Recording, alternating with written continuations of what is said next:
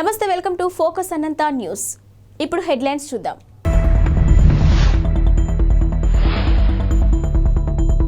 హైదరాబాద్ కు CM Revanth Reddy, airport నుంచి నేరుగా అసెంబ్లీకి.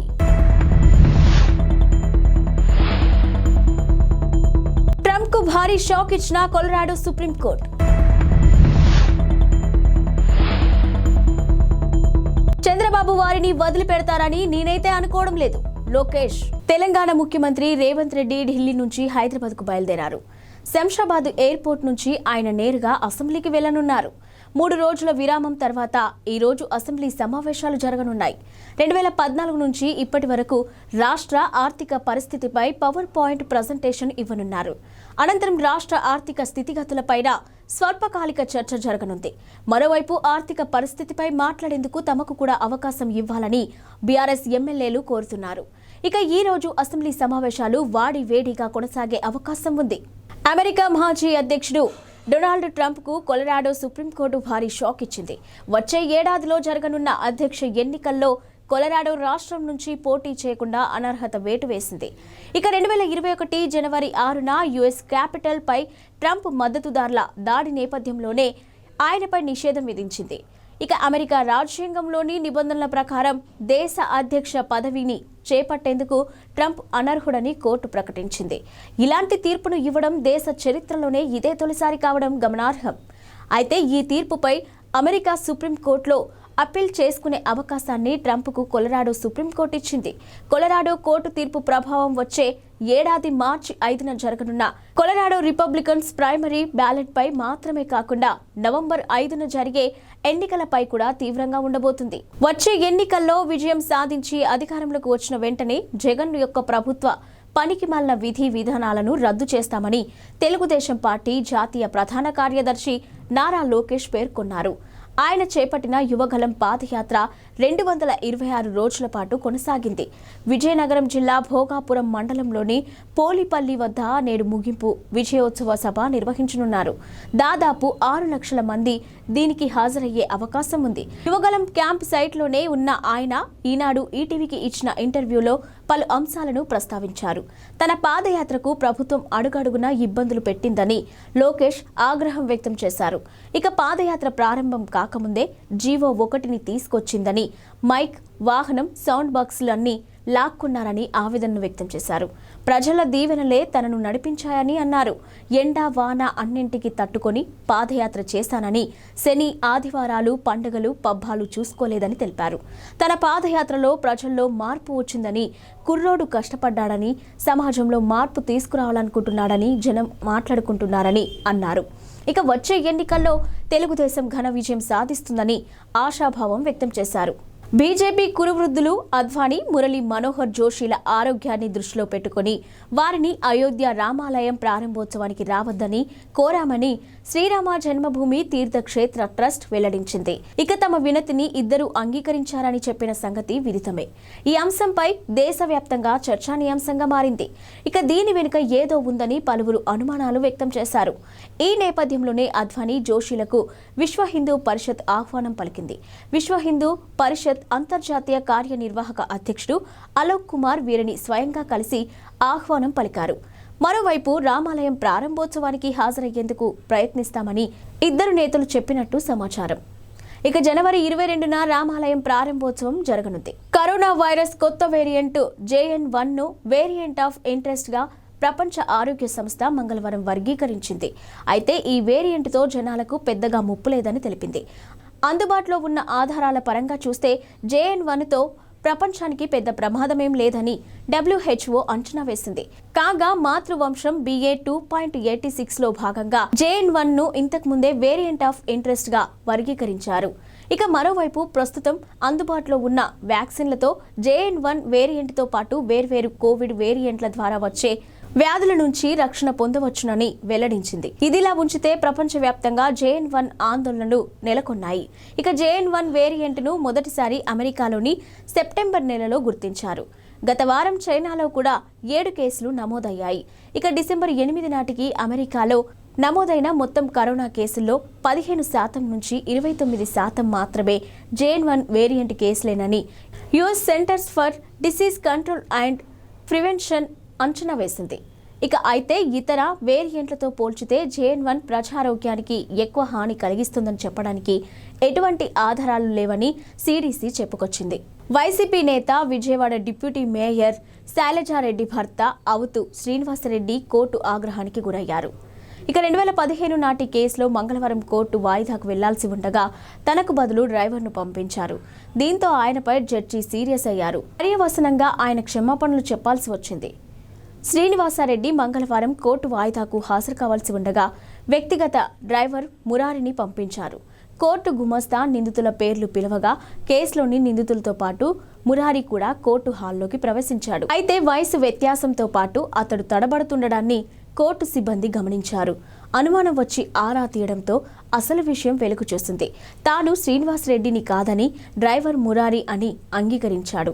దీంతో జడ్జి గాయత్రీదేవి ఆగ్రహం వ్యక్తం చేశారు. శ్రీనివాసరెడ్డిని కోర్టుకు పిలిపించారు.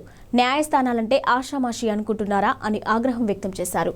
మరొకరిని పంపించడం ఏంటని నిలదీశారు. ఏదైనా ఉంటే న్యాయవాదికి చెప్పాలి కానీ ఇలా చేయడం ఏంటని ప్రశ్నించారు. అనంతరం శ్రీనివాసరెడ్డితో సంజాయిషి లేఖ రాయించి పంపించారు. దుబాయ్ వేదికగా మంగళవారం ముగిసిన IPL 2024 వేలంలో సంచలనాలు నమోదయ్యాయి. ఫ్రాంచైజీలు కోట్ల రూపాయలు కుమ్మరించి మరీ ఆటగాళ్లను దక్కించుకున్నారు. తక్కువ బేస్ ధరతో అందుబాటులో ఉన్న పలువురు ఆటగాళ్లను కేవలం 20 లక్షల బేస్ ధరతో ఉన్న ఓ కుర్రాడిని గుజరాత్ టైటన్స్ ఏకంగా 3.6 కోట్లు పెట్టి కొనుగోలు చేయడం దేశవ్యాప్తంగా సంచలనంగా మారింది. వేలంలో అందరి దృష్టిని ఆకర్షించి రికార్డు స్థాయికి ధరకు అమ్ముడుపోయిన 21 ఏళ్ల ఈ కుర్రాడి పేరు రాబిన్ మించ్. టీమిండియా మాజీ కెప్టెన్ MS ధోనీకి వీరాభిమాని అయిన రాబిన్ మించ్ జార్ఖండ్కు చెందిన గిరిజన యువకుడు. ముఖ్యమంత్రి రేవంత్ రెడ్డి తెలంగాణ భవన్ అధికారులను మందలించినట్లుగా తెలుస్తుంది. ఢిల్లీలోని తుగ్లక్ రోడ్ అధికారిక నివాసం వద్ద నేమ్ ప్లేట్ తయారీలో అధికారులు నిర్లక్ష్యం వహించారని తలంటు పెట్టినట్లుగా వార్తలు వచ్చాయి. అధికారిక నివాసానికి పెట్టిన నేమ్ ప్లేట్లో తెలుగు, హిందీ, ఇంగ్లీష్ భాషల్లో రాయించిన తెలంగాణ భవన్ అధికారులు ఉర్దూని విస్మరించారు. తెలంగాణలో రెండో అధికార భాషగా ఉర్దూ ఉంది. అయితే ఉర్దూని విస్మరించి 3 భాషల్లో నేమ్ ప్లేట్ అధికారులు తయారు చేయించారు.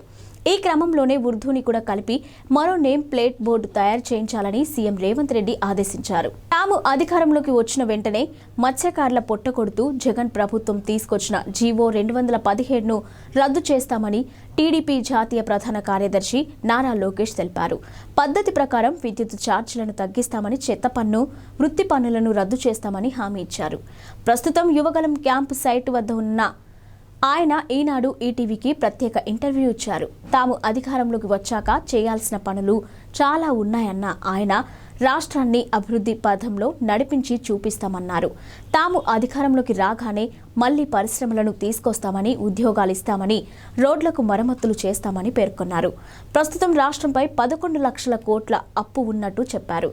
2014 ఎన్నికల మేనిఫెస్టోలో ఇచ్చిన హామీల్లో దాదాపు 90% నెరవేర్చామని తెలిపారు. పేదల కోసం దాదాపు 120 సంక్షేమ కార్యక్రమాలు అమలు చేసిన ఏకైక పార్టీ టీడీపీయేనని స్పష్టం చేశారు. ఆహా OTT సెంటర్కు వచ్చిన మా ఊరి పొలిమేర 2 సినిమాకి అనూహ్యమైన రెస్పాన్స్ వచ్చింది. ఆయా తర్వాత వచ్చిన రాక్షస కావ్యం సినిమా కూడా సందేశం పరంగా మంచి మార్కులనే కొట్టేసింది. ఇప్పుడు ఇదే ప్లాట్ఫామ్ పైకి రావడానికి కరీంనగర్ సినిమా రెడీ అవుతుంది. మోస్ట్ వాంటెడ్ అనేది ట్యాగ్ లైన్. ఈ సినిమాను ఆహాలో ఈ నెల 22వ తేదీ నుంచి స్ట్రీమింగ్ కానుందని తెలిపారు.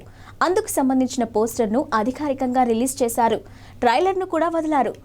స్క్రీన్ ప్లే, సంభాషణలను రమేష్ ఎలికేటి సమకూర్చగా బాలాజీ భువనగిరి దర్శకత్వం వహించారు. సాహిత్య సాగర్ సంగీతాన్ని అందించాడు. ఒకవైపున రాజకీయం, మరోవైపున రౌడీయిజం నేపథ్యంలో జరిగే ఈ కథ నడుస్తుందనే విషయం ట్రైలర్ను బట్టి అర్థమవుతుంది. కరీంనగర్కి చెందిన 4 యువకులు ఎలాంటి పరిస్థితుల్లో ఎలాంటి మార్గాన్ని ఎంచుకున్నారు, ఆ ప్రయాణంలో వాళ్ళకి ఎలాంటి అనుభవాలు ఎదురయ్యాయి అనేది ఈ సినిమాలోని ప్రధానమైన అంశం. పార్లమెంట్లో ఎంపీల సస్పెన్షన్పై టీపీసీసీ ఉపాధ్యక్షుడు మల్లు రవి తీవ్రంగా స్పందించారు. మంగళవారం ఆయన గాంధీ భవన్లో మీడియాతో మాట్లాడుతూ 78 మంది ఎంపీలను ఒకే రోజు సస్పెండ్ చేయడం పార్లమెంటు చరిత్రలో ఇది మొదటిసారి అని ఆగ్రహం వ్యక్తం చేశారు. కేంద్ర ప్రభుత్వ వైఖరిపై పార్లమెంటరీ వ్యవస్థకు తీరని మచ్చ అని అన్నారు. అఘంతకులు పార్లమెంట్లోకి వెళ్లడం దేశ చరిత్రలో దారుణమైన సంఘటన అని అన్నారు. ఇంకేమైనా ప్రమాదం కలిగి ఉంటే పరిస్థితి ఎలా ఉండేది అని ఆవేదన వ్యక్తం చేశారు. ఇక ఆయన ఆందోళన వ్యక్తం చేశారు.